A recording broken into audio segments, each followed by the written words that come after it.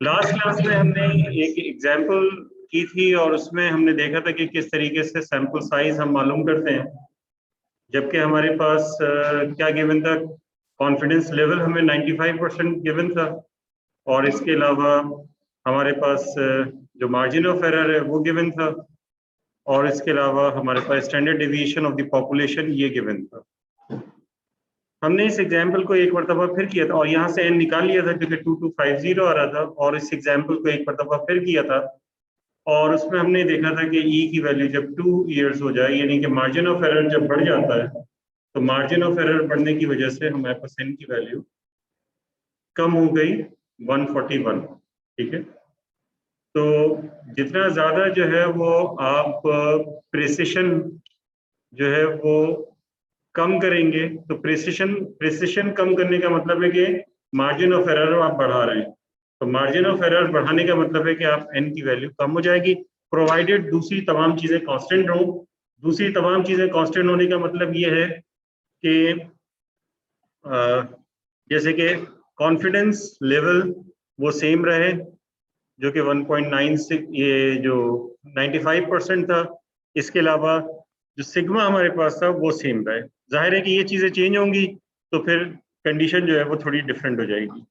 अब इसके बाद हम एक और चीज करने वाले हैं, हम दोबारा कॉन्फिडेंस इंटरवल कंप्यूट करेंगे। इससे पहले भी हमने कॉन्फिडेंस इंटरवल कंप्यूट किया था। अब हम जो कॉन्फिडेंस इंटरवल कंप्यूट करने जा रहे हैं उसमें कंडीशन पहले से डिफरेंट होगी। पहले क्या कंडीशन थी, कॉन्फिडेंस इंटरवल हमने निकाला था, किसके लिए निकाला था, फॉर वन पॉपुलेशन मीन। अभी भी हम फॉर वन पॉपुलेशन मीन के लिए निकालेंगे, for one population mean mu, इसके लिए हम कंप्यूट करेंगे। लेकिन यहां डिफरेंस है, पहले वहां पे एक कंडीशन थी हम, और वो कंडीशन ये थी कि when sigma is known. Sigma क्या है, पॉपुलेशन स्टैंडर्ड डेविएशन। तो लास्ट कंडीशन ये थी कि पॉपुलेशन स्टैंडर्ड डेविएशन नोन हो। अब हमारे पास यहाँ पे उस कंडीशन को एक्सेप्ट कर दिया जाता है, यानी कि कंडीशन हमारे पास ये है कि when population standard deviation sigma is unknown. Population का स्टैंडर्ड डेविएशन हमें अब नहीं मालूम, तो फिर हम क्या करेंगे। जाहिर है कि इससे पहले हमने क्या किया था, इससे पहले हमने normal distribution, standard normal distribution, यानी कि नॉर्मल जो डिस्ट्रीब्यूशन होती थी उसको स्टैंडर्ड नॉर्मल डिस्ट्रीब्यूशन में कन्वर्ट करके हम कॉन्फिडेंस इंटरवल निकालते थे, और उसमें हम जो फॉर्मूला यूज करते थे वो x bar plus minus z alpha by 2 sigma over square root of n, ये हमारे पास फॉर्मूला होता था। ठीक है, जाहिर है कि लोअर लिमिट के लिए माइनस साइन होता था और अपर लिमिट के लिए प्लस साइन होता था, तो हमारे पास जो है कॉन्फिडेंस इंटरवल आ जाता था। इसमें जो एक फैक्टर है जो आपको नजर आ रहा है, और वो है पॉपुलेशन स्टैंडर्ड डेविएशन का सिग्मा। ये पॉपुलेशन स्टैंडर्ड डेविएशन है। तो अब अगर यही अननोन हो तो जाहिर है कि ये फॉर्मूला किसी तरह से भी एप्लीकेबल नहीं होगा, आप इसको यूज नहीं कर सकेंगे और कॉन्फिडेंस इंटरवल इस तरीके से नहीं निकाल सकते। असल में ये किस तरीके से फॉर्मूला आया था, तो हमें पता है कि जब हमारे पास वेरिएबल होते हैं, ठीक है, जैसे कि हमारे पास जो रैंडम वेरिएबल था एक्स, या एक्स वेरिएबल की पॉपुलेशन थी, उसको हम और वो नॉर्मल पॉपुलेशन थी, तो उसको जब हम standard normal population, standard normal distribution में, यानी उसकी जो डिस्ट्रीब्यूशन थी, सॉरी पॉपुलेशन का, उसकी जो डिस्ट्रीब्यूशन थी उसको स्टैंडर्ड नॉर्मल डिस्ट्रीब्यूशन में कन्वर्ट करते थे, तो हम यहाँ पे जी डिस्ट्रीब्यूशन जो है वो यूज करते थे। ठीक है, और अगर हमारे पास वेरिएबल एक्स बार होता था जो कि हमेशा नॉर्मली डिस्ट्रीब्यूटेड होता था, हमने पढ़ा था कि मतलब कुछ कंडीशंस के साथ जो हमने पढ़ी थी, तो उसमें हमारे पास जो है ये इस तरीके से x bar minus mu over sigma over square root of n, इस तरीके से ये हमारे पास जो है वो कन्वर्जन आ जाती थी। और जाहिर है कि आप इसे सॉल्व करते हैं तो हमारे पास ये हो जाता है z times sigma over square root of n equals x bar minus mu, और फिर इसके बाद आपके पास आ जाता है mu is equal to x bar minus z sigma over square root of n। ये जो z होता था जाहिर है कि ये डिपेंड कर रहा होता और दूसरी चीजों पे, तो जब यहाँ पे जो है वो अल्फा बाई 2 आ जाता है तो ये इक्वालिटी का साइन जो है यहाँ पे नहीं रहता। ये तो पर्टिकुलर वो वैल्यू है जिसके लिए एग्जैक्टली उसके इक्वल हो, लेकिन हमें जब एस्टिमेट कर रहे होंगे तो यहाँ पर जो है जब ये एस्टिमेट करेंगे तो यहाँ पर कॉन्फिडेंस इंटरवल आएगा, और आपको पता है कि z की वैल्यू जो होती है वो प्लस माइनस में दोनों में होती है, तो ये plus minus z alpha by 2 sigma over square root of n आ जाता है। लेकिन अब हमारे पास ये कंडीशन नहीं है। ये एक बहुत सिंपल सी कंडीशन होती है कि सिग्मा जो है वो नोन हो और हम बड़ी आसानी से ये सारे काम कर लेते हैं। लेकिन अब हम जो है वो यहाँ पे प्रॉब्लम में आ जाएंगे कि जब हमारे पास ये जो स्टैंडर्ड डेविएशन है ये हमारे पास ना हो। स्टैंडर्ड डेविएशन जो है इसकी एब्सेंस की वजह से हम यहाँ पर नॉर्मल डिस्ट्रीब्यूशन, ये जो स्टैंडर्ड नॉर्मल डिस्ट्रीब्यूशन है ये यहाँ पर यूज नहीं कर सकेंगे। ठीक है, ऐसी सूरत में एक और डिस्ट्रीब्यूशन होती है वो हम यहाँ पर यूज करते हैं और वो कहलाती है स्टूडेंट्स टी डिस्ट्रीब्यूशन। ठीक है, वो उसका कर्व नॉर्मल कर्व से डिफरेंट होता है, लेकिन होता बेल शेप ही कर्व है, उसकी कुछ और प्रॉपर्टीज होती है, और वहां पे इसका जो कंप्यूटेशन होती है टी की, यानी कि ये आपके पास जैसे वेरिएबल z था, ये यहाँ पर वेरिएबल जो है वो t होता है। ठीक है, t क्या चीज है, z क्या चीज था, z था डिस्ट्रीब्यूशन, जो डिस्ट्रीब्यूशन स्टैंडर्ड नॉर्मल डिस्ट्रीब्यूशन थी, तो z उसका वेरिएबल था। जो स्टैंडर्ड नॉर्मल डिस्ट्रीब्यूशन है वो किसकी थी, z वेरिएबल के लिए होती है। ठीक है, जैसे x बार के लिए नॉर्मल डिस्ट्रीब्यूशन होती है, एक्स के लिए पॉपुलेशन, अगर नॉर्मल पॉपुलेशन है तो उसकी हम डिस्ट्रीब्यूशन देखते हैं, अगर नॉर्मल डिस्ट्रीब्यूशन आ रही है तो जो वेरिएबल एक्स है उसकी डिस्ट्रीब्यूशन जो है वो नॉर्मल डिस्ट्रीब्यूशन है। लेकिन अगर जो है वो आपके पास तो इसका मतलब है कि ये जो वेरिएबल होता है ये बता रहा होता है कि इसकी कौन सी डिस्ट्रीब्यूशन है। तो अब हमारे पास ये टी डिस्ट्रीब्यूशन आ गई, यानी कि टी वेरिएबल आ गया। इस टी वेरिएबल की डिस्ट्रीब्यूशन जो है स्टैंडर्ड नॉर्मल नहीं होती है, उससे डिफरेंट होता है, लेकिन उसकी प्रॉपर्टीज बहुत सारी जो है सिमिलर होती हैं। और यहाँ पर इसको जिस तरीके से कंप्यूट किया जाता है, क्योंकि अब प्रॉब्लम क्या है, प्रॉब्लम है सारा सिग्मा का जो कि स्टैंडर्ड डेविएशन है पॉपुलेशन का, ये हमारे पास मालूम नहीं है। तो हमारे पास क्या हो सकता है, हमारे पास एक सैंपल हो सकता है, सैंपल तो पहले भी था। सैंपल का हम क्या कर रहे थे, सैंपल का हम ये कर रहे थे कि उसका मीन निकाल रहे थे एक्स बार, तो एक्स बार हमारे पास आ जा रहा था। तो इसका मतलब ये हुआ कि सैंपल का हम मीन के बजाय जो है वो स्टैंडर्ड मीन के साथ साथ स्टैंडर्ड डिविएशन भी निकाल लेंगे। तो वो लेकिन जो स्टैंडर्ड डिविएशन आएगा वो किस चीज का आएगा, स्टैंडर्ड डिविएशन सैंपल का स्टैंडर्ड डिविएशन। यहाँ पे मैं ये एक्सरसाइज नहीं करा रहा कि मीन कैसे निकालेंगे, सैंपल का स्टैंडर्ड डिविएशन कैसे निकालेंगे। ठीक है ना, ये आप लोग फेमिलियर हैं, सबने इंट्रोडक्शन टू स्टैटिस्टिक्स के कोर्स में तमाम लोगों ने जो है ये पढ़ लिया था कि स्टैंडर्ड डिवीजन का क्या फार्मूला होता है, मीन का क्या फार्मूला होता है। डेटा दिया हो, 4-5 नंबर्स हैं, उनका इजीली जो है वो निकाल सकते हैं। तो बहरहाल हमारा इससे कंसर्न नहीं है कि स्टैंडर्ड डिवीजन कैसे आप निकालेंगे, क्योंकि मोस्टली ये होगा कि स्टैंडर्ड डिवीजन आपको निकाल के दे दिया जाए और एक्स्ट्रा टाइम जो है उस पर नहीं लगवाया जाए। ठीक है, और अगर नहीं भी दिया हो तो फिर आप अपने कैलकुलेटर्स वगैरह से निकाल सकते हैं, कैलकुलेटर अलाउ होता है। बहुत सारे कैलकुलेटर में सिर्फ डेटा को फीड करते हैं और डेटा को इनपुट करते हैं और वो जो है आपके पास स्टैंडर्ड डिवीजन आ जाता है। वो स्टैंडर्ड डिवीजन आप यूज कर सकेंगे, एग्जाम में अलाउ होगा, आप डायरेक्टली वैल्यू लिख सकते हैं स्टैंडर्ड डिवीजन की। तो x bar minus mu over s over square root of n. तो यहां पर हमने सिंपल क्या किया, जब सिग्मा को यानी कि पॉपुलेशन के स्टैंडर्ड डिवीजन को रिप्लेस कर दिया हमने किसके साथ, सैंपल के स्टैंडर्ड डिवीजन से। ठीक है, ये हमारे पास है सैंपल स्टैंडर्ड डिवीजन और ये हमारे पास था population standard division. Population standard division, population standard division नहीं मालूम था तो इस वजह से हमने ये यहाँ पे एस यूज किया है। ये सैंपल की प्रॉपर्टी है, सैंपल के जो जो प्रोसीजर है निकालने का, उससे बड़ी आसानी से आप इसको कंप्यूट कर सकते हैं। अब आप ये देखिए कि इसमें क्या होगा कि आप इस चीज को लिख सकते हैं t times s over square root of n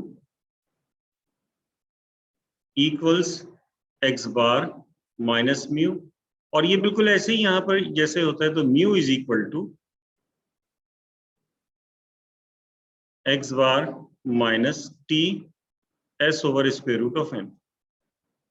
अब ये एग्जैक्ट हमें ये तो नहीं पता कि ये s है, ये ठीक है, ये तो नहीं पता कि t हमारे पास क्या है। तो जब हमारे पास t हमें नहीं मालूम, तो ऐसी सूरत में यहाँ पर हम t जो है वो किसी भी, यहाँ पर हम यूज करेंगे प्रोबेबिलिटीज। जैसे यहाँ पर हम प्रोबेबिलिटी यूज करते थे alpha by to, alpha by to तो एक प्रोबेबिलिटी है ना, ठीक है, अल्फा जो होती है वो भी प्रोबेबिलिटी थी। तो अल्फा, और बाद में डिटेल में हम पढ़ेंगे कि भी अल्फा क्या होता है और कैसे निकालते हैं, लेकिन बहरहाल अभी फिलहाल इतना देख ले कि ये प्रोबेबिलिटी है, यानी कि एरिया अंडर द कर्व होता है, ये प्रोबेबिलिटी है। तो जब जाहिर है कि यहाँ पे प्रोबेबिलिटी आ जाएगी तो आपके पास ये एग्जैक्ट वैल्यू नहीं आएगी। तो हमारे पास जो रेंज ऑफ वैल्यूज होगी अब, वो जैसे कि उसमें था x bar plus minus z alpha by two sigma over square root of n, अब यहाँ पर ये हो जाएगी x bar plus minus t alpha by two s over square root of N.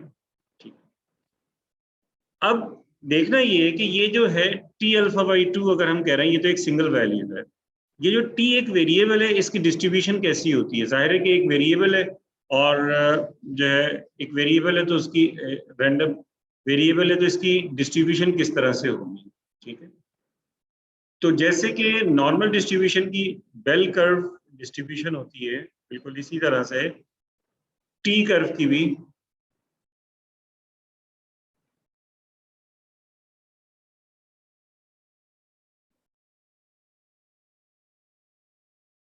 इसी तरीके से जो है, ये कुछ ऐसा लग रहा है कि एक तरफ है कोई, लेकिन ये सिर्फ जो है वो मेरे ड्राइंग का जो है वो है, ये इस तरह से अब शायद सही लग रहा है। ठीक है, ये इसी तरह से, लेकिन इसमें क्या होता है, ये जो टी कर्व आपको नजर आ रहा है, इसे हम टी कर्व कह रहे हैं, जो कि देखने में बिल्कुल ऐसे ही लग रहा है जैसे कि स्टैंडर्ड नॉर्मल डिस्ट्रीब्यूशन है, जैसे कि जी कर्व होता था, आपने स्टैंडर्ड नॉर्मल डिस्ट्रीब्यूशन कर्व किया था। एक चीज दोनों में कॉमन है, ठीक है, बल्कि दो चीजें दोनों में कॉमन, एक तो हर किस्म के कर्व में कॉमन होती है, वो ये कि total area under the curve is one. क्योंकि हमेशा आपको पता है कि प्रोबेबिलिटी जो होती है वो वन होगी रैंडम वेरिएबल की फ्रॉम स्टार्ट टू एंड, यानी कि जहां से जहां तक रैंडम वेरिएबल स्टार्ट हो रहा है वो आपने इंटीग्रेशन के थ्रू भी करी होगी और वो सिग्मा के जरिए भी करी होगी प्रोबेबिलिटी डिस्ट्रीब्यूशन में। तो प्रोबेबिलिटी डिस्ट्रीब्यूशन में जो आप क्यूमुलेटिव प्रोबेबिलिटी डिस्ट्रीब्यूशन करते थे, तो क्यूमुलेटिवली जब सबको ऐड करते थे तो एरिया वन आ जाता।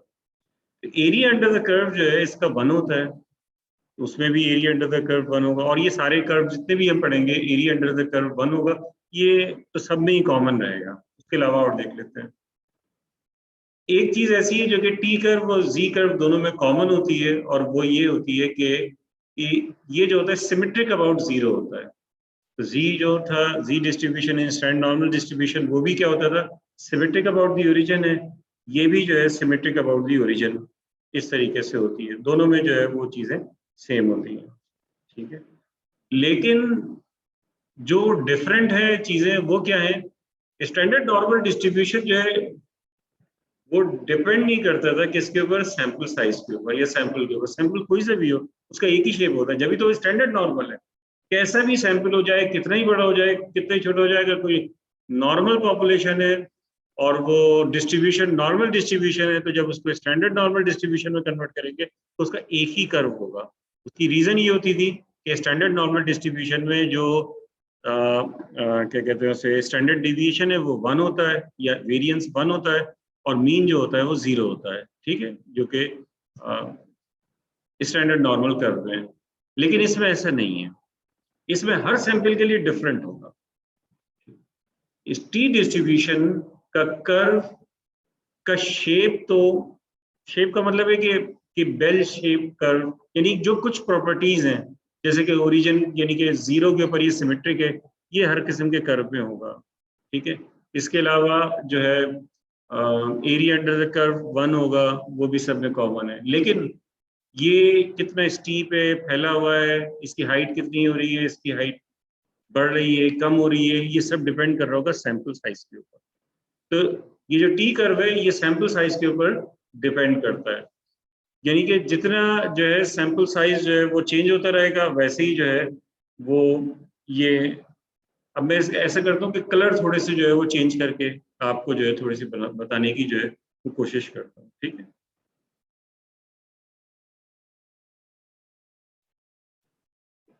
तो इसमें क्या होता है कि जो, अब ये जैसे यही वाला कर्व ले लेते हैं, ये बिल्कुल आपको ऐसा लग रहा है जैसे नॉर्मल डिस्ट्रीब्यूशन की तरह है। इसके लिए n जो है वो ज्यादा होगा।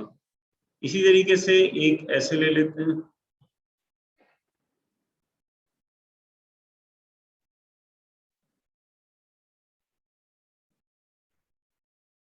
इसके लिए n थोड़ा सा और कम होगा।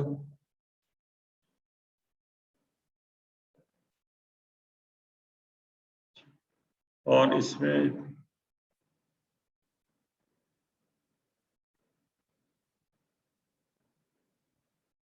इसके लिए और n मुख्तलिफ, यानी कि डिफरेंट कर्व्स बनेंगे, लेकिन इनकी प्रॉपर्टी ये होगी कि ये जो, जैसे कि वो बिल्कुल जीरो के करीब आ जाता था स्टैंडर्ड नॉर्मल कर्व जो होता, यानी स्टैंडर्ड नॉर्मल डिस्ट्रीब्यूशन है, ये कभी भी इससे टच नहीं होगा, यानी कि इन्फिनिटी पे इसकी ये जो लाइंस हैं ये इसके ऊपर टेंजेंट हो जाएंगी, यानी कि ये समझ लीजिए क्या हो जाती है, एसिम्प्टोट्स हो जाती हैं लाइंस, जो आपको यहाँ पर नजर आ रही है।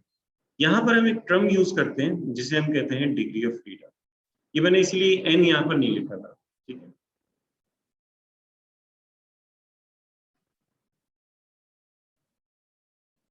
मैंने अभी आपको बताया कि ये जो कर्व है ये डिपेंड कर रहा होता है सैंपल साइज के ऊपर।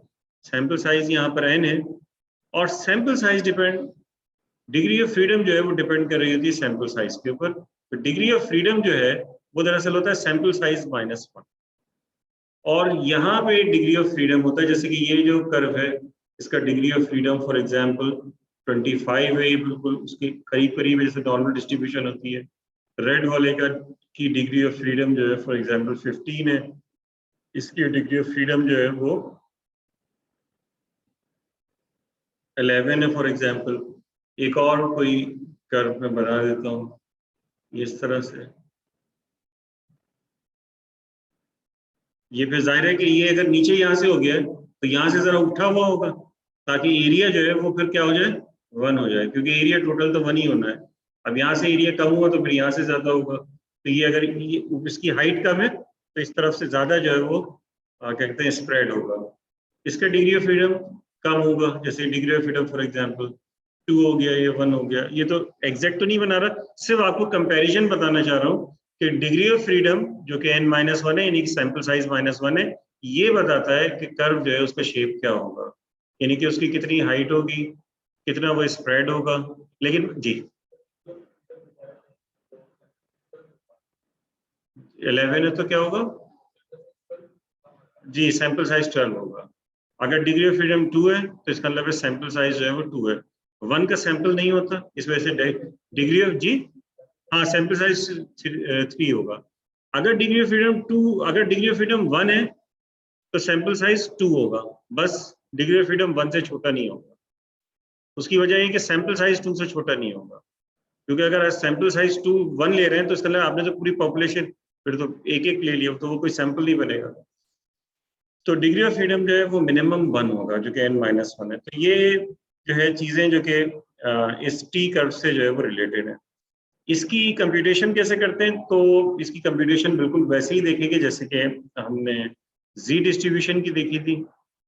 तो जो हमारे पास टेबल्स हैं उन्हीं टेबल से देखेंगे, डायरेक्ट जो है वो कैलकुलेटर्स होते हैं जो, उन कैलकुलेटर से भी निकाल सकते हैं। ठीक है, इसके अलावा ये जब 2 चैप्टर्स हो जाएंगे, चैप्टर 9 और चैप्टर 10, तो यही सारी चीजें मैं आपको सॉफ्टवेयर के थ्रू भी कराऊंगा। ऑनलाइन क्लास लेने में ये बड़ी आसानी हो गई कि सॉफ्टवेयर के थ्रू बड़ी आसानी से हो जाता है ऐसे का। वरना इससे पहले ये था कि सॉफ्टवेयर के थ्रू बहुत ही मुश्किल होता था कि वो जो पीसी वहां पर होता है उसके ऊपर सॉफ्टवेयर इंस्टॉलेशन और ये प्रॉब्लम। बहरहाल अब सॉफ्टवेयर पे बहुत आसान है। तो यही सारी चीजें हम सॉफ्टवेयर में के जरिए भी करेंगे। सॉफ्टवेयर के थ्रू आपको आना चाहिए, लेकिन उसका एग्जाम जो है वो नहीं होगा, क्योंकि एग्जाम जो है रिटर्न होगा तो उसमें उसकी जरूरत जो है वो नहीं है। ठीक, अब हम कर रहे हैं क्या चीज, one mean T interval procedure. One mean T interval procedure.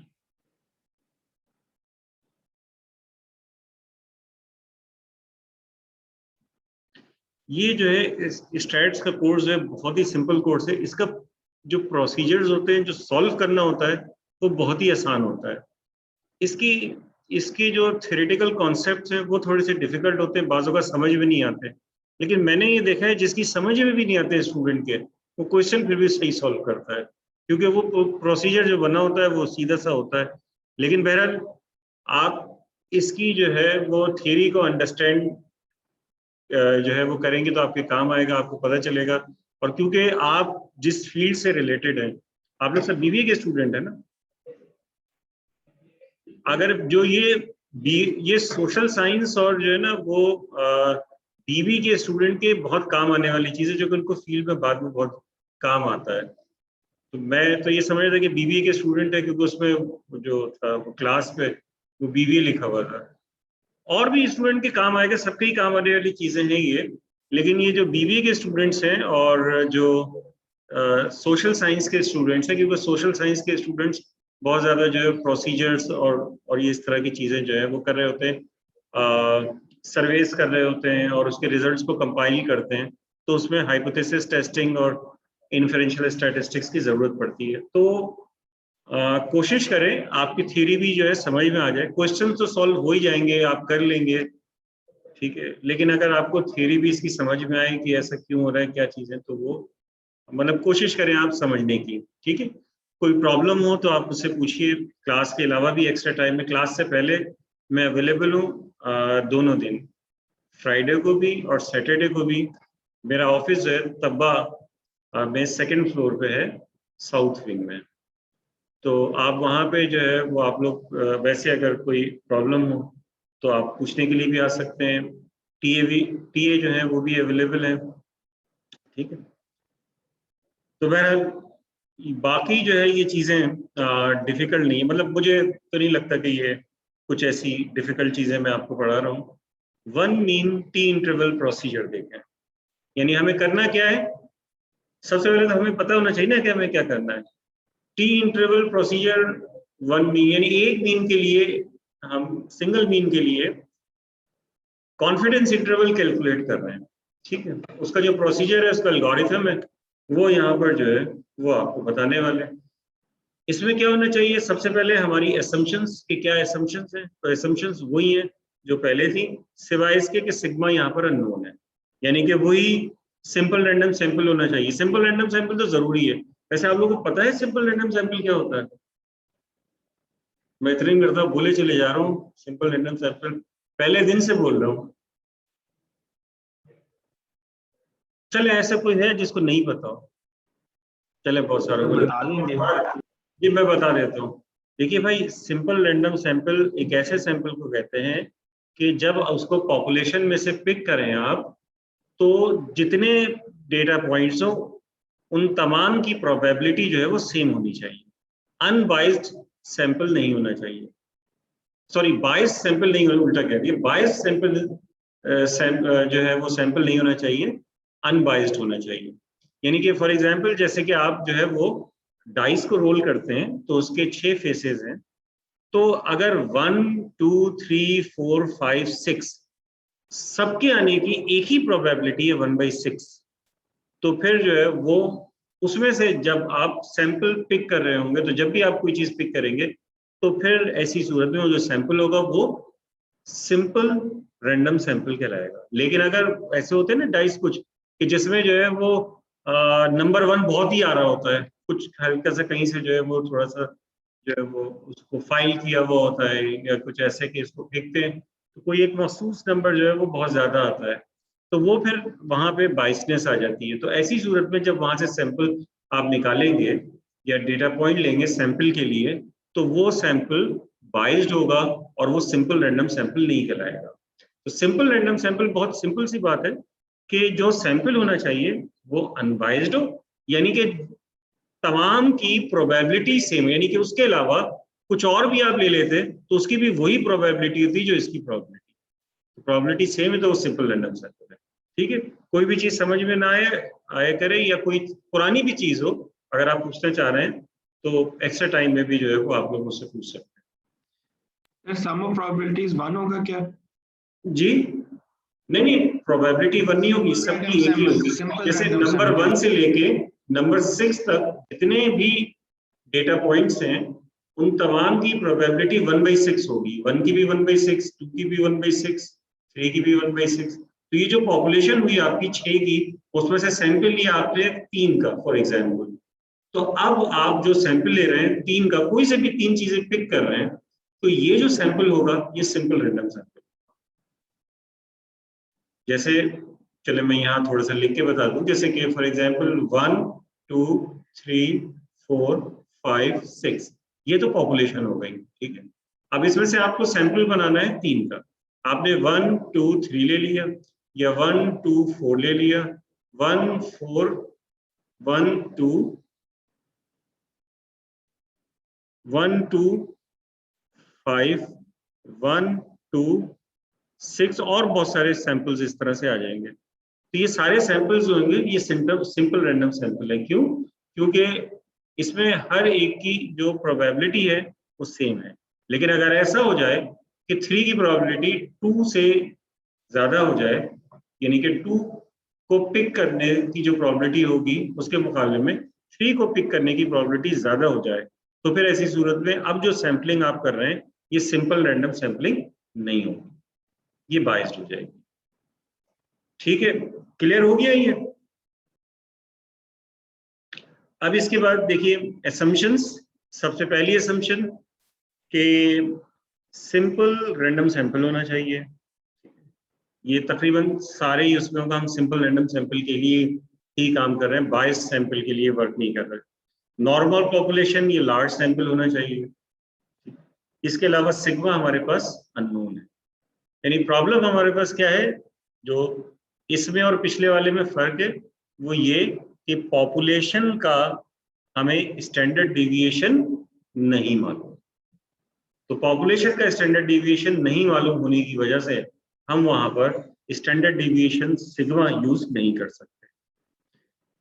ये 3 असम्पशंस जब हमारे पास आ जाएं तो उसके बाद हम प्रोसीजर स्टार्ट करेंगे। तो सबसे पहले हम क्या करेंगे कि डिग्री ऑफ फ्रीडम निकालेंगे जो कि होगा n-1।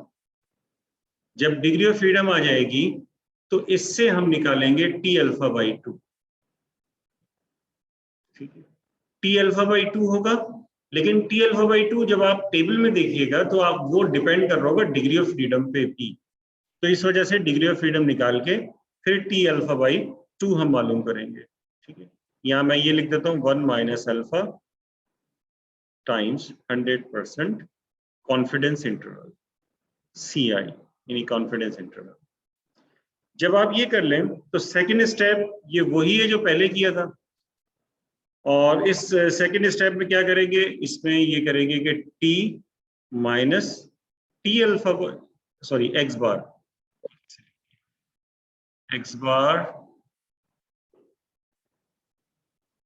Bar minus t alpha by 2 s over square root of n to x bar plus t alpha by 2 s over square root of n। ठीक है, ये आ गया हमारे पास। जाहिर है कि एस हमारे पास सैंपल का होगा, एन सैंपल का साइज है, एक्स बार हमारे पास सैंपल का मीन है। और फिर इसके बाद स्टेप 4 में इसकी हम इंटरप्रिटेशन कर देंगे।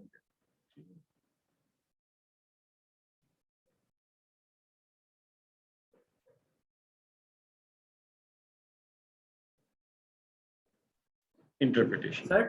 सर टी का भी कोई टेबल होता है जैसे जी का टेबल होता है? जी बिल्कुल होता है, वो मैं अभी शो करने वाला हूँ, यहाँ पे मैंने पहले से निकाल के रखा हुआ है। ठीक है, ओके। वो अभी मैंने शेयर नहीं किया वाला, वो आपको जैसी शेयर, अच्छा मुझे ऐसा लग रहा है मैं गिनती भूल गया हूँ, 2 के बाद मैंने 4 लिख दिया था, ये तो 3 होगा ना।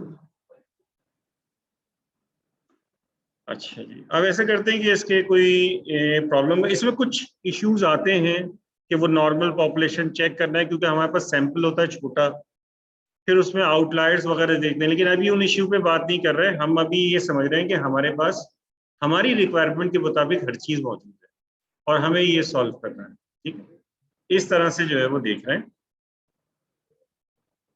तो मैं जी नहीं जी टेबल नहीं, टी टेबल, अभी टी टेबल मैं बताता हूँ आपको क्या है। ठीक है, अब मैं इसके बाद ऐसा करता हूँ कि एक्सरसाइज का कोई क्वेश्चन करा देता हूँ। सॉल्व एग्जाम्पल जो है वो मेरा ख्याल है कि आप बड़ी आसानी से सॉल्व कर सकते हैं, क्योंकि सॉल्व की हुई होती हैं। ठीक है सर जी, सर आप ऊपर जा सकते हैं? जी बिल्कुल बिल्कुल जी, और ऊपर सर जाऊँ, ये इतना काफी है? नहीं बस इतना काफी है सर। तो आपने कहा था for any distribution to exhibit normal nature it has to be greater than equal 30। तो यहाँ पे डिग्री ऑफ फ्रीडम तो 15 और 11 है, उससे n 12 और 16 हो जाएंगे। तो how is that exhibiting normal nature? नहीं नहीं, तो ये तो वो तो एक्स बार के लिए कहा था ना मैं, एक्स बार की पॉपुलेशन का, तो ये हमें तो नहीं पता कि ये डिस्ट्रीब्यूशन जो है, डिस्ट्रीब्यूशन इसीलिए तो एस यूज कर रहे हैं हम यहाँ पर, लेकिन पॉपुलेशन जो है वो नॉर्मल की तरह बिहेव कर रही है या नहीं कर रही, ये तो हम पूरी पॉपुलेशन के लिए कहेंगे ना। हम ये चीज सिर्फ सैंपल में देख सकते हैं, तो हम ये अस्यूम कर लेंगे कि ये जो है वो नॉर्मल पॉपुलेशन है। लेकिन सर इसमें n जो है वो 16 और 12 आएगा अगर हम देखें जो एन क्या होगा? हाँ, यहाँ पे 12 होगा, एन जो है वो 12 होगा, जब भी तो ये हमारे पास एस होगा ना, स्टैंडर्ड डेविएशन, एस जो पॉपुलेशन जो सैंपल का स्टैंडर्ड डेविएशन आएगा, क्योंकि सैंपल साइज जो है वो 12 हो जाएगा। अगर ये बहुत बड़ा हो जाए तो फिर तो हमारे लिए वैसे ही कोई प्रॉब्लम नहीं होना चाहिए, हम उसी को सिग्मा लेके सॉल्व कर सकते हैं, लेकिन हम इस तरह से नहीं करते हैं। अच्छा ठीक है सर। ठीक है, ये नहीं होता जब भी तो ये सारी प्रॉब्लम्स आ रही हैं। अब देखिए, मैं आपको करा रहा हूँ एक्सरसाइज में, ये कह रहे हैं कि in each of exercise 87 to 92 we have provided a sample mean, sample size, sample standard deviation and confidence level. In each case use one mean t interval procedure to find confidence interval for the mean of the population from which the sample was drawn. इन्होंने इसका मतलब है कि ये कह रहे हैं कि टी डिस्ट्रीब्यूशन से करें तो assumptions जो हैं वो होल्ड करती हैं, जब इन्होंने ये दिया हुआ है। ठीक है, अब इसका कोई एक मैं आपको कराता हूँ, 8.87 इसमें दिया हुआ है इन्होंने x bar equals 20, n equals 36, s equals, यानी जो डेटा होगा उसका s दिया हुआ है 3, एंड कॉन्फिडेंस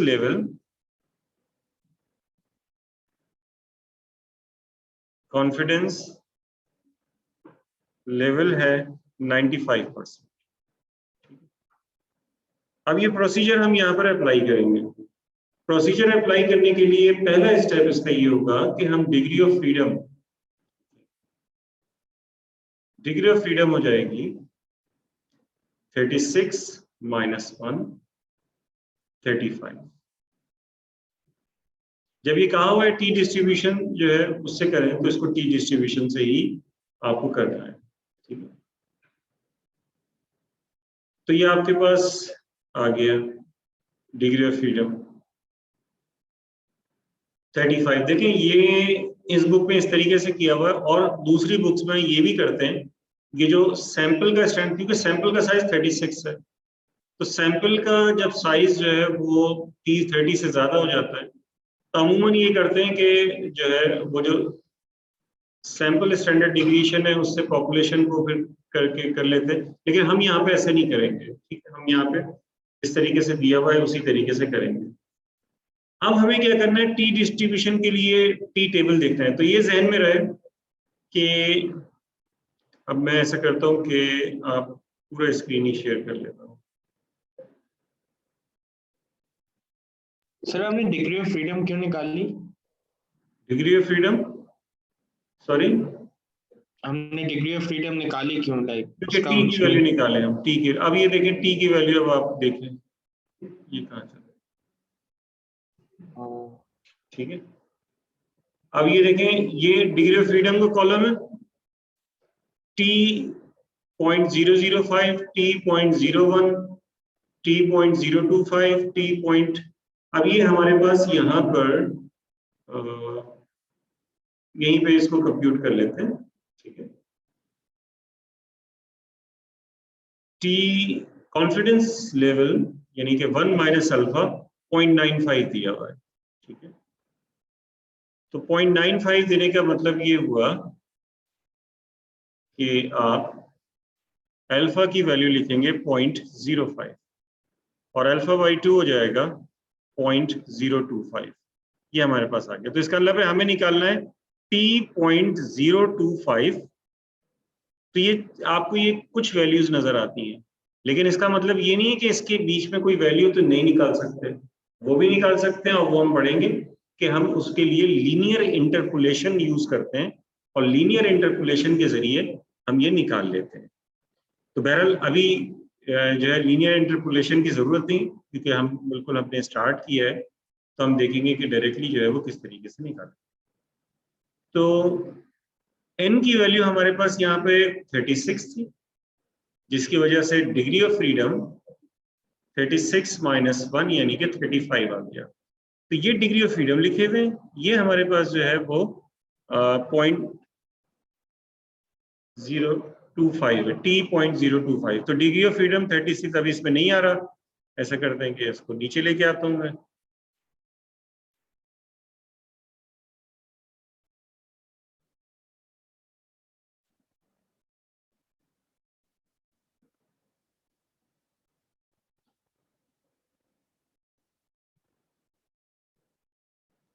ठीक है, ये बहुत छोटा हो गया। मैं चाह रहा था कि ये वो भी लिखा हुआ आपको नजर आए।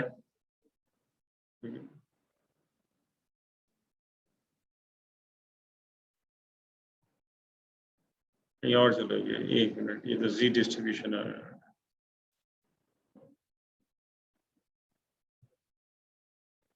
एक मिनट, ये इसको मैं नीचे कर लूं।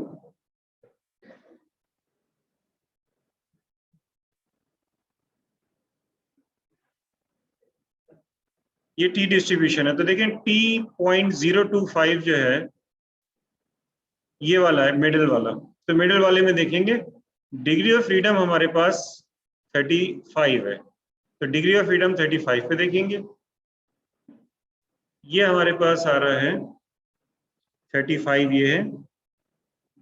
तो ये वैल्यू आ गई 2.030, 2.030। तो 2.030।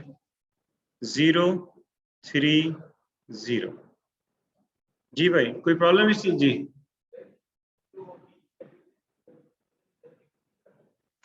नहीं नहीं, ये तो बहुत सारी होंगी। डिग्री ऑफ फ्रीडम कह रहे हैं ना, डिग्री ऑफ फ्रीडम बहुत सारी है, यानी 2000 तक है टेबल में ना। लेकिन इसमें होता ये है कि आगे जो है ना 75 के बाद फिर ये करते हैं कि सारी वैल्यूज नहीं देते, जैसे 100 की देती है, 150 की देती है, 200 की, इस तरह से है। लेकिन इसके बीच वाली वैल्यूज भी निकाल सकते हैं। आपके पास जो कैलकुलेटर्स होते हैं उनमें वैल्यूज होती हैं पहले से। इसके अलावा हमारे पास जो है वो इंटरपोलेशन टेक्निक्स भी हैं, उनसे भी हम निकाल सकते हैं। ठीक है, 2.030 ये हमारे पास।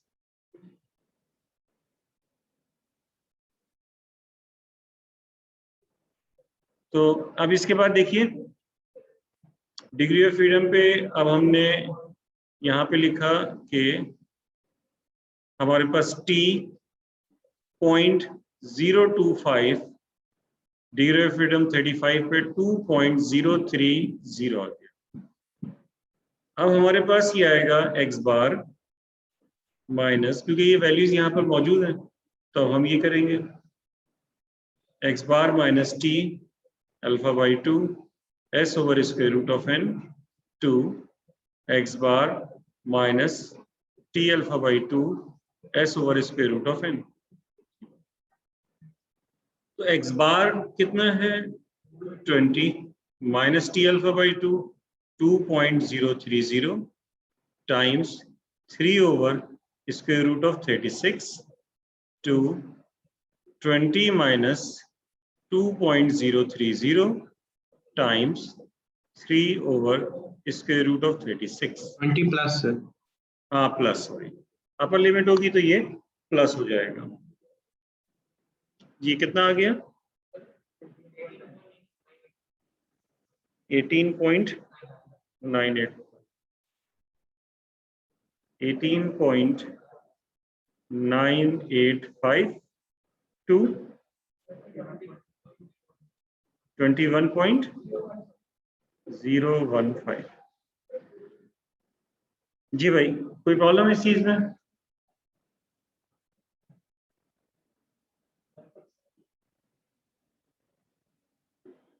सर आप वो टी टेबल वाला चार्ट एक बार ओपन कर दें प्लीज। अच्छा अच्छा, मैं कर रहा हूँ, एक मिनट।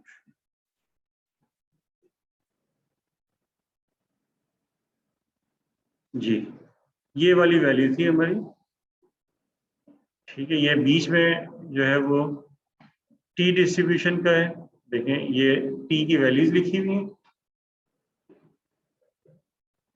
यहां से हमने देखा t 0.025 है और t 0.025 her degree of freedom के लिए डिफरेंट वैल्यू है, क्योंकि हमने ये पढ़ा था कि टी डिस्ट्रीब्यूशन जो है वो डिपेंड कर रही होती है सैंपल साइज के ऊपर, ठीक है ना। जैसे इसका जो कर्व होता है तो 35 डिग्री ऑफ फ्रीडम पे 2.030 है, तो इस वजह से इसको समझ में आ गई बात?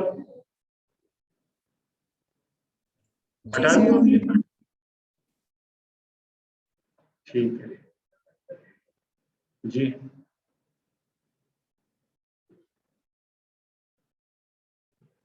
अब एक क्वेश्चन और करते हैं इसका।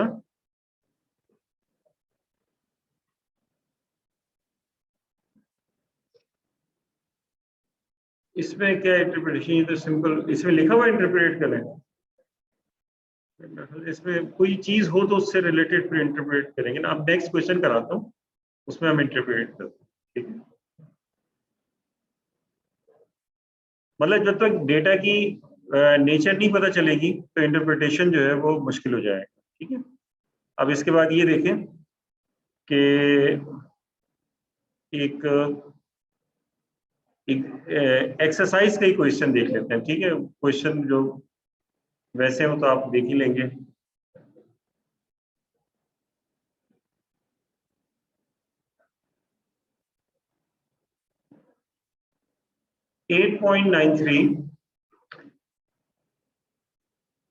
ये नॉर्थ ईस्ट कम्यूट्स, क्वेश्चन में रीड कर रहा हूँ। अच्छा, आप लोगों के पास बुक्स हैं ये अवेल पीडीएफ वो है ना बुक सबके पास, ठीक है।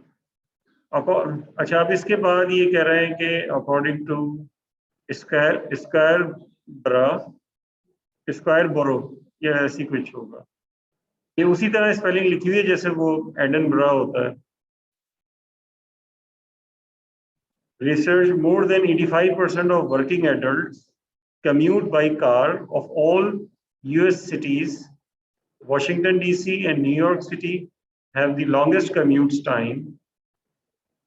A sample of 30 commuters in the Washington DC area yielded the following commute time in minutes.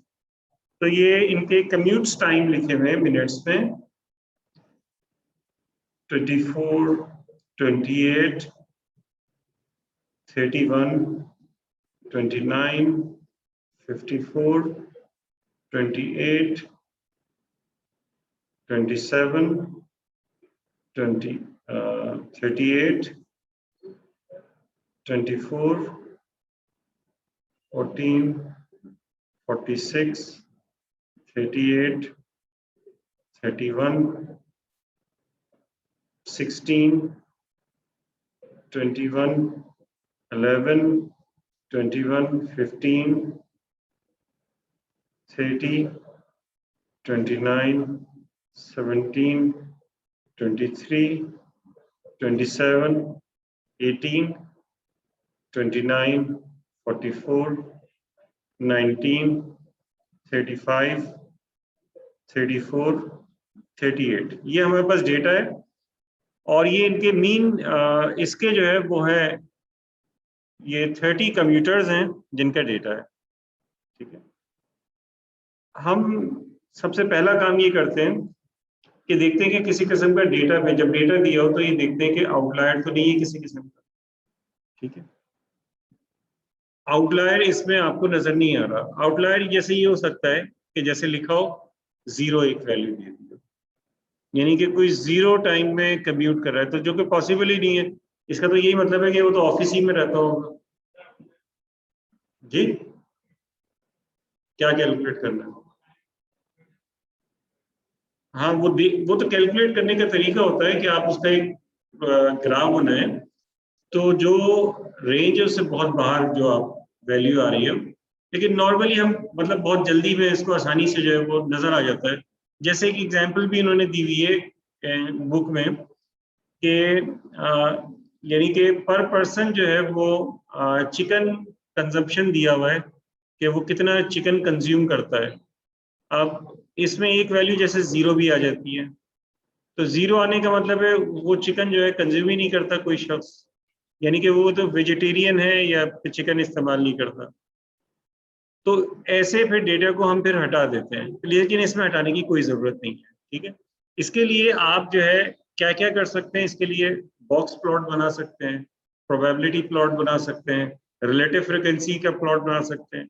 यानी वो सारे जो मेथड जो कि आपने यूज़ किए थे आउटलायर्स निकालने के लिए, जो इंट्रोडक्शन टू स्टैटिस्टिक्स में, वो यूज़ करके आप इसका आउटलायर निकाल सकते हैं।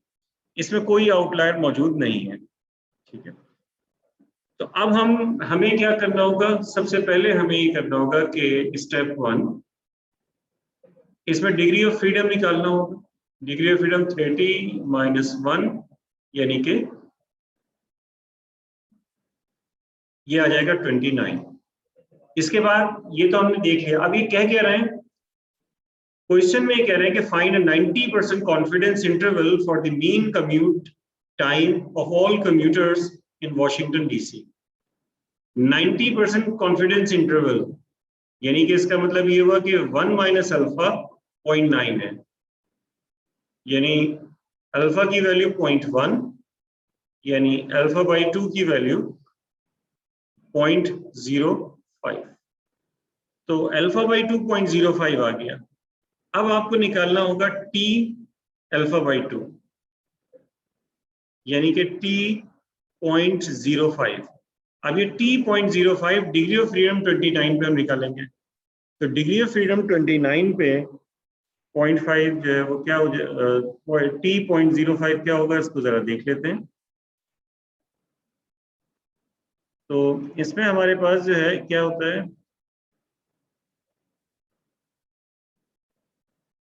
ये कहाँ पे ये वाली वैल्यू है टी 0.05, यानी कि ये वाला कॉलम जो होगा इसमें टी 0.05 होगा। डिग्री ऑफ फ्रीडम है 29, तो इसी कॉलम में 29 वैल्यू देख लीजिए।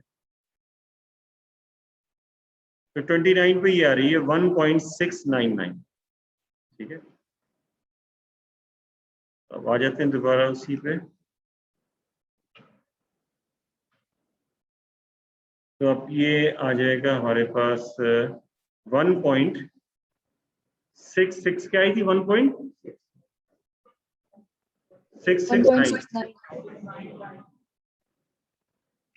1.699।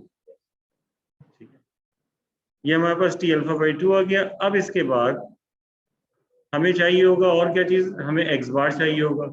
इसका एक्स बार निकालेंगे, आप सबको ऐड करके 30 से डिवाइड कर देंगे, तो आपके पास एक्स बार है 27.97 मिनट्स। और सैंपल स्टैंडर्ड डिविएशन चाहिए, सैंपल स्टैंडर्ड डिविएशन है 10.04।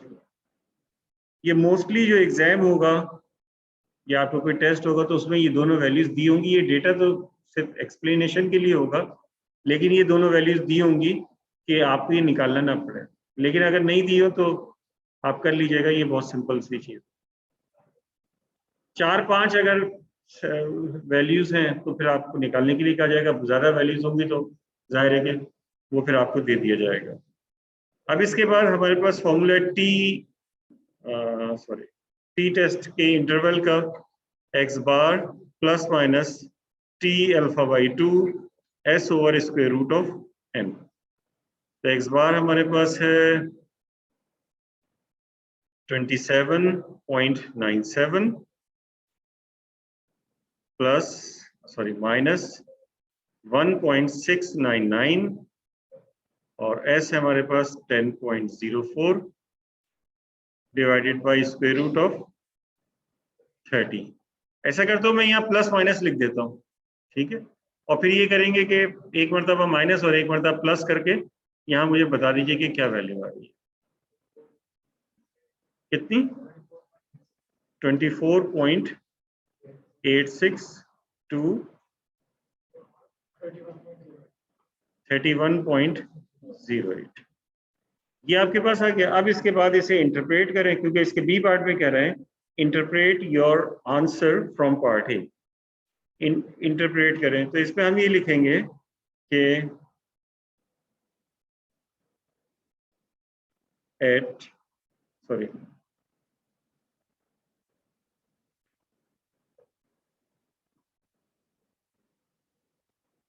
we are 90% confident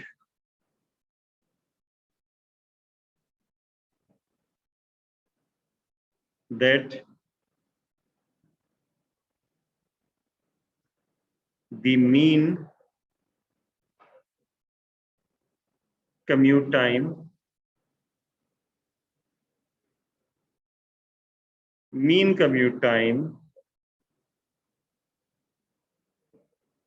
of all commuters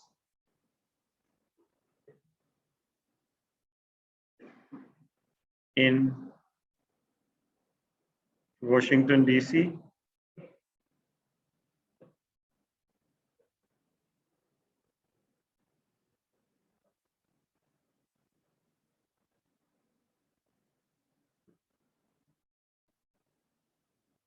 We are 90% confident that the mean commute time of all commuters in Washington, D.C. is between 24.86 minutes and 31.08 minute.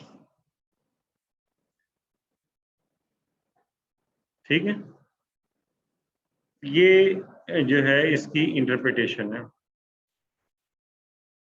किसी किस्म का कोई problem इस चीज में? Sir जो total commute population of Washington DC है हमारी पॉपुलेशन होगी, राइट? क्या चीज?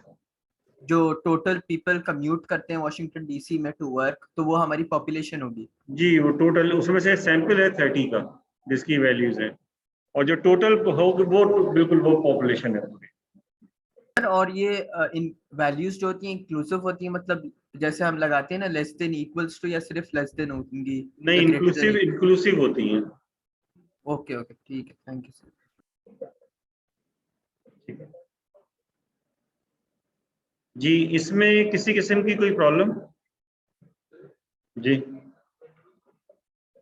जी, कहाँ पे? कौन सी वैल्यू?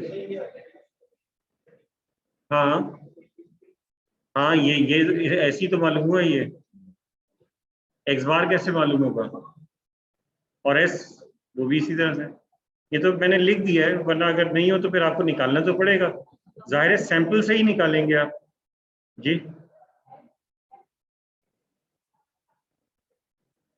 सैंपल स्टैंडर्ड डेविएशन के दो फॉर्मूले होते हैं ना, एक होता है x bar minus x whole square upon n into n minus one, इस तरह का कोई फॉर्मूला है? नहीं, एक ही आता है। एक पॉपुलेशन के लिए होता है, एक सैंपल के लिए होता है। वो अगर अलग अलग कर रहे हैं तो फिर तो अलग अलग आएगा, लेकिन सैंपल के लिए ही दो होते हैं। एक होता है इसी तरह से, जैसे एक्स बार,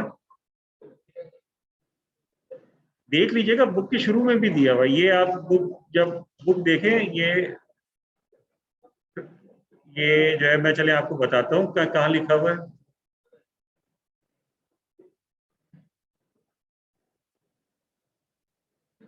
ये देखिए, डिस्क्रिप्टिव स्टैटिस्टिक्स खोलिएगा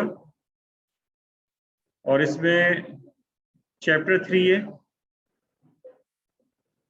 और इसका ये मेजर ऑफ सेंटर्स, ये आ गया, इसमें सब लिखा हुआ है।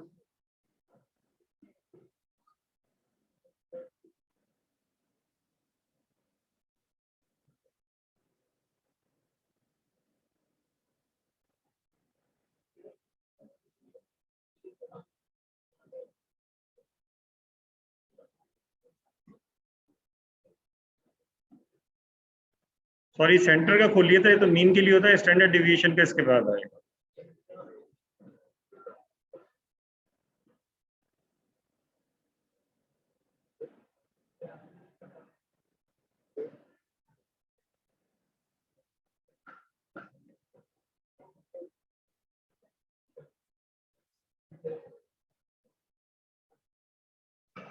ये इसके बाद जो है,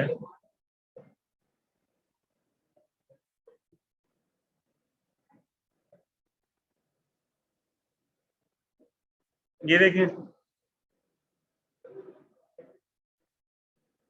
ये फॉर्मूला है,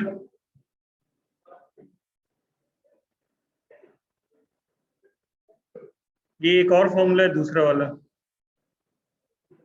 ये रहा। ये दोनों फॉर्मूले से एक ही रिजल्ट आएगा, एक ये फॉर्मूला है और दूसरा ये ऊपर था फॉर्मूला, ये वाला, ये वाला, ठीक है। ये सैंपल के लिए, पॉपुलेशन के लिए डायरेक्ट सिर्फ कैपिटल एन आता है, वो अलग चीज होती है। तो अगर आप इस तरह से सोच रही तो हो सकता है कि फिर जो है वो, ठीक है।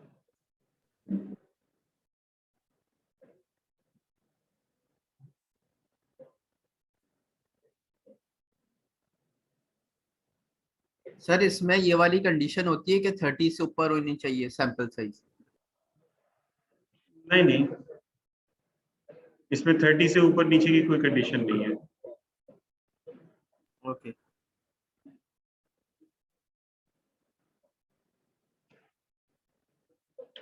अच्छा देखिए, अब इसके बाद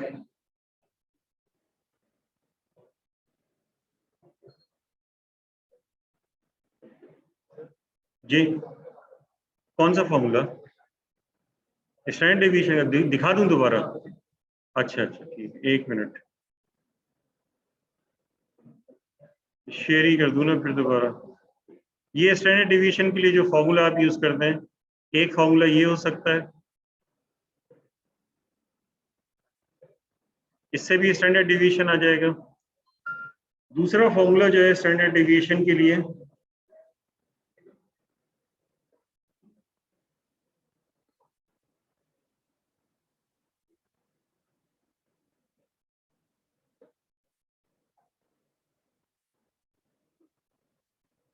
ये है,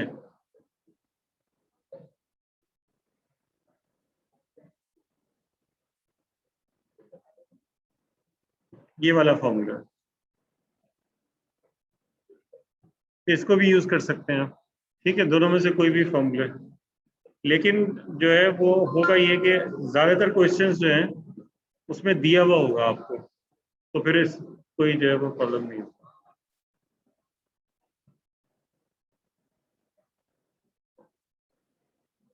अच्छा जी, ये इस चीज में कोई प्रॉब्लम नहीं है। अब इसके बाद एक बहुत ही इंपॉर्टेंट चीज जो है वो हम स्टार्ट कर रहे हैं, ठीक है, नेक्स्ट क्लास में ही करेंगे। अभी बस सिर्फ उसको जो है मैं इंट्रोड्यूस करा दे रहा हूँ, ठीक है, और वो उसको पढ़ेंगे नेक्स्ट क्लास में ही हम, ठीक है? ये है, यानी कि जो हमारा नेक्स्ट टॉपिक होगा वो है टेस्टिंग ऑफ हाइपोथेसिस।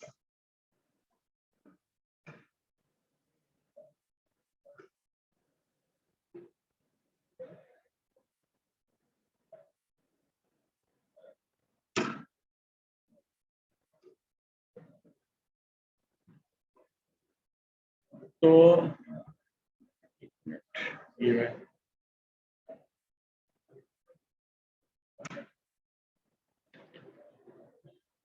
जैसे जो है वो हमने कॉन्फिडेंस इंटरवल कंप्यूट किया था, इन्फरेंशियल स्टैटिस्टिक्स का एक पार्ट है, ठीक है। इन्फरेंशियल स्टैटिस्टिक्स का जो एक पार्ट है जिसमें हम कॉन्फिडेंस इंटरवल कैलकुलेट करते हैं, तो हमने मीन का कॉन्फिडेंस इंटरवल कैलकुलेट किया था जब पॉपुलेशन स्टैंडर्ड डेविएशन गिवन हो, और दूसरी कंडीशन ये कि जब पॉपुलेशन स्टैंडर्ड डेविएशन अननोन, ठीक। अब इसके बाद हम चैप्टर 9 जो है वो करेंगे, और चैप्टर 9 में हम टेस्टिंग ऑफ हाइपोथेसिस देखेंगे और टेस्ट करेंगे हम डिफरेंट किस्म की क्लेम को। हाइपोथेसिस का मतलब यही होता है कि हमारे पास एक क्लेम है और उस क्लेम को हम टेस्ट करेंगे। लेकिन ये जो चैप्टर 8 और चैप्टर 9 है, ये इन्फरेंशियल स्टैटिस्टिक्स का बिल्कुल बेसिक है, ठीक है। यानी कि इन्फरेंशियल स्टैटिस्टिक्स जो है उसमें बहुत सारी टेक्निक्स होती हैं, और टेस्टिंग ऑफ हाइपोथेसिस में भी हम बहुत सारी टेक्निक पढ़ेंगे। और जो हमने कॉन्फिडेंस इंटरवल किया है, वो कॉन्फिडेंस इंटरवल भी बहुत सारी चीजों के लिए पढ़ेंगे। हम वेरिएंस के लिए भी कॉन्फिडेंस इंटरवल पढ़ेंगे, हम पॉपुलेशन के प्रोपोर्शंस के लिए भी कॉन्फिडेंस इंटरवल पढ़ेंगे, और नॉन पैरामेट्रिक जो होती हैं डिस्ट्रीब्यूशंस, उनके लिए भी जो है वो हम चीजें देखेंगे। क्योंकि अभी तक जो हमने दोनों टेस्ट किए हैं, सॉरी दोनों इंटरवल किए हैं, टी इंटरवल और जी इंटरवल, ये दोनों के लिए पॉपुलेशन का नॉर्मल होना जरूरी है। लेकिन अगर पॉपुलेशन नॉर्मल नहीं है तो फिर क्या होगा, ठीक है। तो पॉपुलेशन अगर नॉर्मल नहीं होती तो फिर हम ऐसी सूरत में ना तो जी टेस्ट, ना तो जी इंटरवल और ना ही टी इंटरवल निकाल सकते हैं। बल्कि ऐसी सूरत में हमारे पास जो है वो कुछ और मेथड्स होते हैं जिन्हें कहा जाता है नॉन पैरामेट्रिक मेथड। क्योंकि ये जो पॉपुलेशन के की जो चीजें होती है, नॉर्मल पॉपुलेशन की जो हम जो मीन और स्टैंडर्ड डिवीजन है, इन्हें पैरामीटर्स कहते हैं। तो जब हमारे पास कोई पॉपुलेशन जैसे सिमेट्रिक पॉपुलेशन हो गई, तो अगर सिमेट्रिक पॉपुलेशन है तो वो नॉर्मल पॉपुलेशन नहीं है, तो फिर ऐसी सूरत में हम क्या करें, तो ऐसी सूरत में हम जो है वो दूसरे जो है टेस्ट और दूसरे इंटरवल के प्रोसीजर जो है वो यूज करते हैं।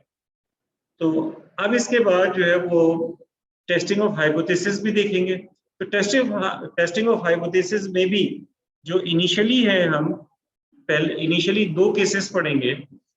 यानी कि टेस्टिंग ऑफ हाइपोथेसिस हम उस वक्त करेंगे किसी क्लेम की जब हमारे पास पॉपुलेशन का स्टैंडर्ड डेविएशन गिवन होगा, और दूसरी चीज कि हम टेस्टिंग ऑफ हाइपोथेसिस उस वक्त करेंगे जब हमारे पास जो पॉपुलेशन है उसका स्टैंडर्ड डेविएशन गिवन नहीं होगा। यानी कि ये 2 केसेस जैसे कि हमने कॉन्फिडेंस इंटरवल के लिए किए थे, यही 2 केसेस हम टेस्टिंग ऑफ हाइपोथेसिस के लिए ही भी करेंगे। हाइपोथेसिस क्या है? हाइपोथेसिस वैसे तो कहते हैं कि कोई चीज अगर गिवन हो तो उस चीज को हम हाइपोथेसिस कहते हैं, लेकिन हम यहाँ पर स्पेशली हाइपोथेसिस लेंगे किसी क्लेम को। अगर कोई क्लेम कर रहा है तो उसके लिए हम टेस्ट करेंगे। तो टेस्टिंग ऑफ क्लेम जो है ये कहलाता है टेस्टिंग ऑफ हाइपोथेसिस। इसके कुछ पार्ट्स होते हैं, उनमें सबसे पहली चीज है null hypothesis.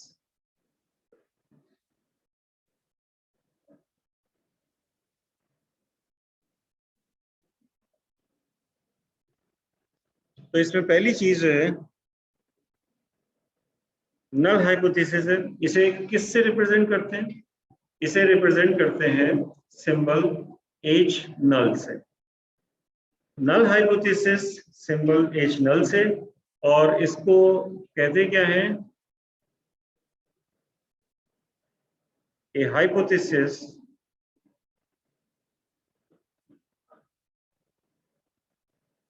To be tested,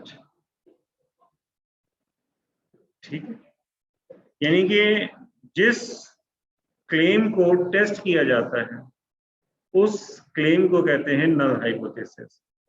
या जो भी रिजल्ट है, जिस रिजल्ट को टेस्ट किया जाएगा, या कोई भी स्टेटमेंट है, बल्कि क्लेम के बजाय मैं वर्ड स्टेटमेंट बोलूं तो ज्यादा जो है वो सही होगा, कि अगर किसी स्टेटमेंट को टेस्ट किया जाता है कि ये स्टेटमेंट ठीक है या नहीं, तो उस स्टेटमेंट को हम कहते हैं नल हाइपोथेसिस, ठीक है, और उसे रिप्रेजेंट करते हैं एच नल से। सेकंड है हमारे पास जो इसका पार्ट है वो कहलाता है alternate hypothesis.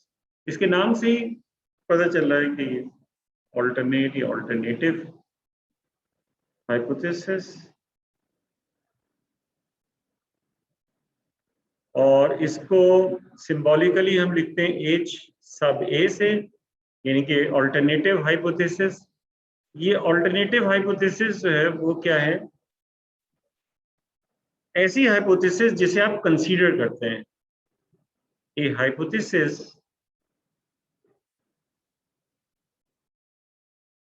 To be considered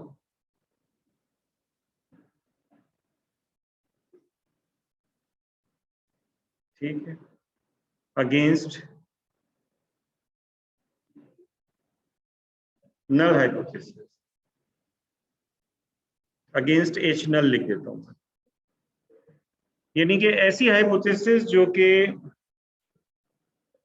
null hypothesis के अगेंस्ट कंसीडर की जाती है। फॉर एग्जांपल, एक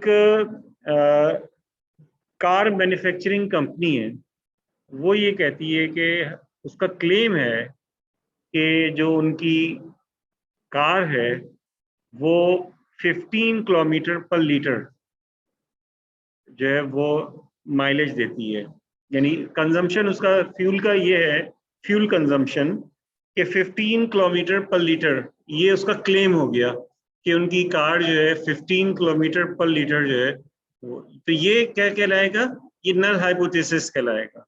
कि नल हाइपोथेसिस ये है, जो कार मैन्युफैक्चरिंग कंपनी है वो ये कह रही है कि जो कार है वो 15 किलोमीटर पर लीटर जो है वो फ्यूल कंज्यूम करती है या जो है वो माइलेज देती है। इसका ऑल्टरनेट, यानी कि जब हम टेस्ट करेंगे तो ये तो हमारा नल हाइपोथेसिस हो गया जो कि उसका क्लेम था, इसको टेस्ट कर रहे हैं अब आप।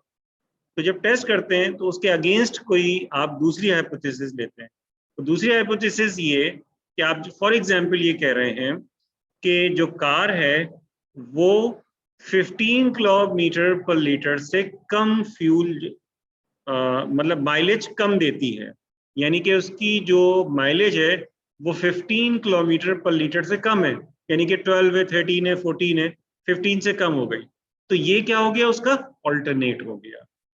ठीक है, तो इस तरह से अब ये डिपेंड करता है कि आप ये क्या कर रहे हैं। आप ये भी कह सकते हैं कि जो यानी कि हमारा जो ऑल्टरनेट है वो ये है कि, लेकिन अमूमन इस केस में ऐसा नहीं होता, लेकिन ये भी हो सकता है कि जो क्लेम है उसका अगेंस्ट हमारा ये हो गया कि जो माइलेज है वो 15 किलोमीटर पर लीटर नहीं है, ये भी हो सकता है। और एक ये भी हो सकता है कि जो माइलेज है वो 15 किलोमीटर पर लीटर से ज्यादा है। ठीक है, तो लेकिन ये तो सिचुएशन टू सिचुएशन है, यानी कि 3 पॉसिबिलिटीज हो सकती हैं इन जनरल, लेकिन उसमें से कोई एक ही जाहिर है कि होगी। जैसे कि इस केस में नेचुरली हमें क्या लग रहा है कि क्या होना चाहिए कि हम जब टेस्ट करेंगे तो हम ये कहेंगे कि उसका जो माइलेज है वो 15 किलोमीटर पर लीटर से कम है, यही हम टेस्ट करेंगे ना कि उनका जो क्लेम है। अगर वो ज्यादा भी हम करते हैं तो वो तो क्लेम ट्रू हो जाता है, तो उससे तो कोई इतना मसला नहीं है। तो ये अब आपको खुद देख के जो है वो करना होता है। तो नेक्स्ट क्लास में हम इसको फर्दर जो है वो आगे पढ़ेंगे। यहाँ तक कोई प्रॉब्लम? मैंने लेक्चर जो कल का था वो आज ही जो है वो शेयर कर दिया था, तो सब लोगों को मिल गया होगा। ठीक है, उसमें प्ले लिस्ट भी मैंने चैनल पे बना दी है, उस प्ले लिस्ट में जो है वो सारे जो लेक्चर होंगे वो आप लोगों के जो है मैं अपलोड करता जाऊँगा। Thank you, Allah Hafiz.